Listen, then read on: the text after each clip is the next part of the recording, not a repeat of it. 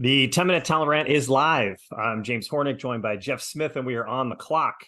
The 10-minute talent rant is our ongoing series where we break down things that are broken in the talent acquisition and hiring space, maybe even pitch a solution or two. Before we dig in, all of our content can be found on talentinsights.hirewall.com. This week's topic, episode 74, event planning. So hot right now. Okay, 74 episodes. We finally slid in a Zoolander reference. Yeah, I feel like I'm gonna bet we probably have dropped one in there, like not even knowing it. I think that it is pretty crazy how old that movie is, and I think it still gets. Then again, there's probably some Gen Zers who are like, "What? Why is that even funny?" They probably don't get it. But anyways, 100%. So a little bit of I don't want to say a detour. Well, this actually relates to hiring and everything else, but I think it has a lot to do with the workplace culture too. If I was going to describe the mood in the market in general and anything tech related, not just tech companies, but it's just generally low. I think people and companies are surviving. SaaS has gotten killed. Recruiting firms have gotten killed. Internal talent acquisition departments have been decimated. The best thing I can say is I think we bottomed out. Like I think we've hit the bottom and things seem to be getting better in the past month or two. But kind of pivoting the conversation, like sales is hard for everyone, especially like in that SaaS space. You might be in like logistics or manufacturing. Like I don't know what you guys are talking about. Things are great, but right. anyone who's kind of related to tech, like companies are hitting their numbers, the sales reps are hitting their numbers. I mean, if you look at your DMs on LinkedIn, you're probably just getting spammed to death from people just because everyone's like go-to motion, just send out more, doubling down on that. But in case you missed it, because there are people talking about this a bit right now, which is why we want to kind of hit on a bit, especially it's recruiting, like events are killing it. People are having the most success, us included by far, with on-site in-person events. Yeah, let's rewind all the way back. Everybody's in the office. I felt this way. I know you were the same. I hated and hate events. I don't know, maybe still a present tense thing. But back then, the idea of commuting in, working a day, going through the entire emotional fatigue of that, 9-hour experience, and then going out to a happy hour or some other networking event that was just basically more work. Mm-hmm. We both collectively said, like, we just didn't really want to do it. And I don't think we're alone, like, in the idea that social batteries then, and even now, are like, you just got really exhausted and depleted from all of that. Yeah, I think that the remote world is different. Like I've started going to events for the first time in a long time, fairly recently, and the vibe is just different. Like people are just genuinely happy to get out of their house because they haven't had any human contact all week and just talk to other people. It's not I used to think it was just like a salesperson just like pitching each other, and I haven't gotten that vibe any of the stuff I've been to recently. And it's like you get to actually just talk with people and kind of understand what they're about, and maybe you learn about their business or whatever, which pays off. But it's definitely, the mood has changed, I think, universally around like in-person events now that people aren't glued to their 9 to 5 at the desk all day. Anyways. Yeah. No, it's like the inverse of what was. I think before pre-pandemic, we talked so much about how we never had time for our personal lives. And now it's like the opposite. It's like, oh my God, now we don't talk at all about our professional lives. All we do is talk about our personal lives, which, as we've all found out, may be equally mundane. Look, this is all about satisfying the human urge to be communal. Be it growth events, team events, hiring events, just general networking. The need to interact is real.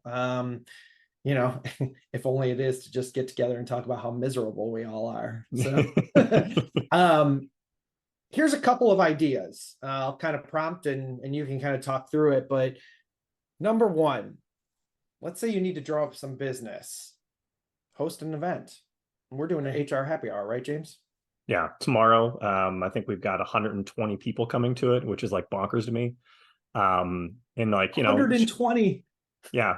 120 people that we know that are just happy to come see us again because it's been so long since like a lot of people have gotten out.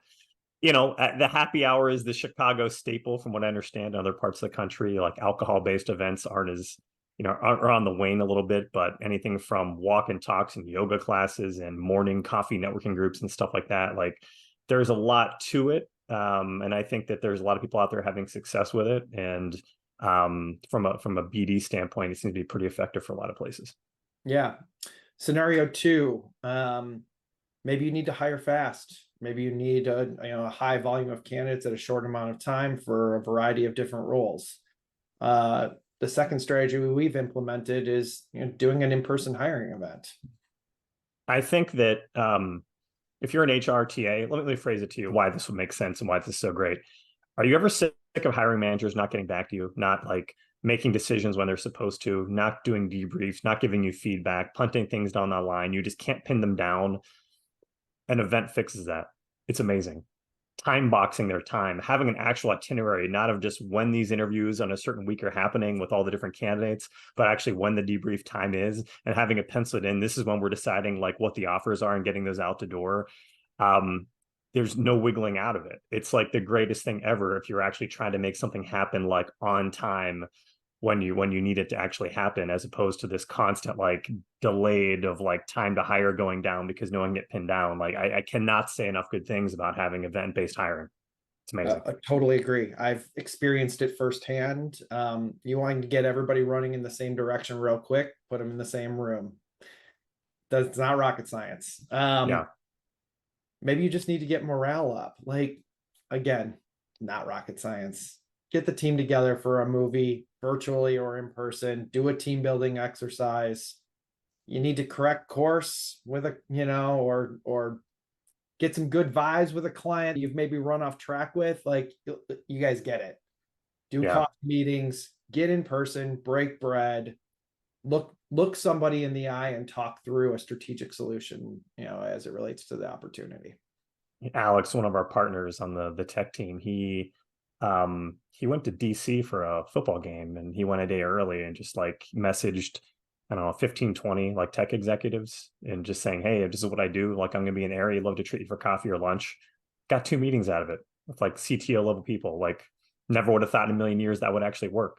But, and granted, this is recruiters, so people often are meeting with us because they want to actually meet with us about themselves, finding a new job. But it's still the same thing. Like, all the time that people spend, like, bamming people like that, what I mean, as opposed to just like offering to meet, no strings attached kind of thing, and just seeing where the conversation goes. It actually works nowadays. Yep. It's a differentiator.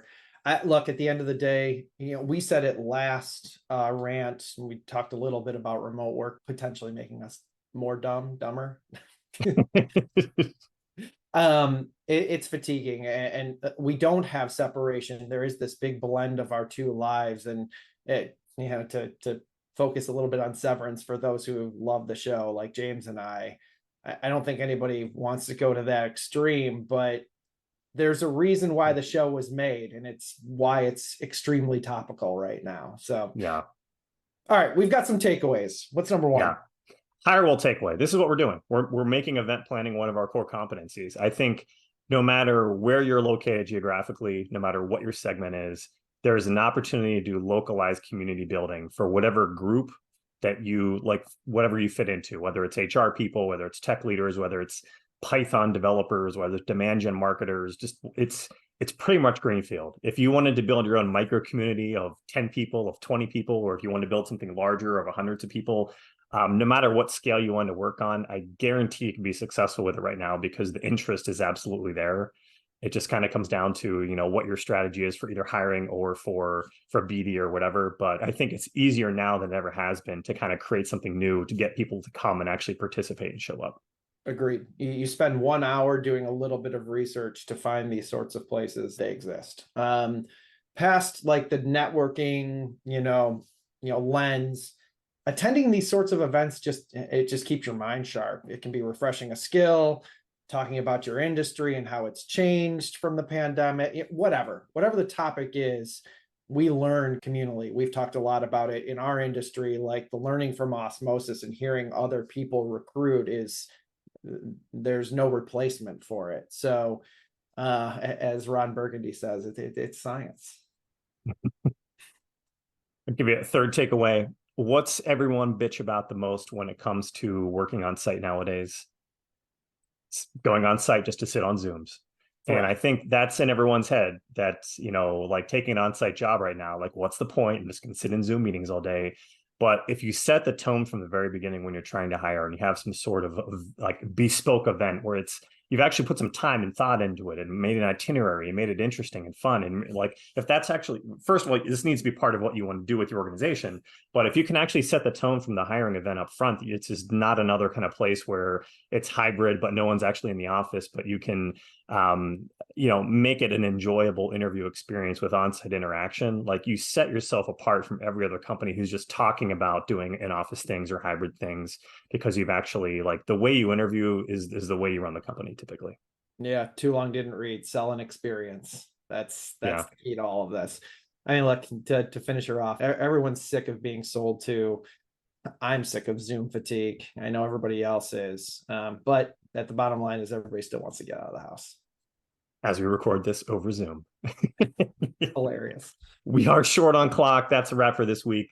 Thanks again for tuning in to the 10-Minute Talent Rant, part of the Talent Insights series, which is always available for replay on talentinsights.hirewell.com, as well as YouTube, Apple Podcasts, Google Podcasts, Spotify, and Amazon.